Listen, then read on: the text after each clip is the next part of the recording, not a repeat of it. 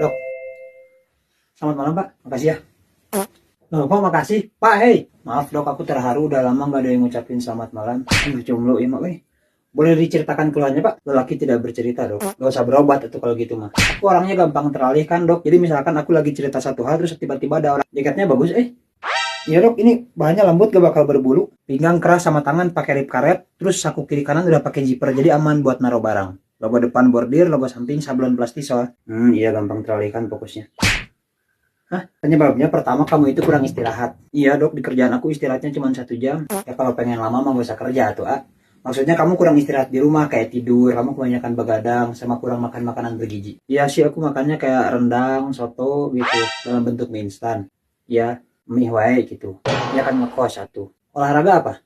Olahraga angkat beban, angkat piring di hajatan mantan. Olahraga berat nih. Nangis nggak? Dikit. Coba saya periksa dulu ya. Apanya? SIM dan STNK. Aduh, aku nggak bawa dok. Nggak usah, bukan mau ditilang. Daripada dibuka dulu seletingnya. Ini jaket nggak mau ke celana. Maaf sambil berdiri ya. Detak jantungnya nggak beraturan gini ya? Maaf, grogi aku nggak pernah dipegang-pegang kayak gini sebelumnya. Santai saya normal dah.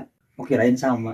Maksudnya dilanjut dok. Dari hasil pemeriksaan saya, ya Allah dok, saya belum bilang loh pak. Enggak, itu aku latihan dulu. Jadi aku sakit apa dok? Jadi penyebab kamu gampang kehilangan fokus ternyata sebenarnya kamu bisul. Bisul?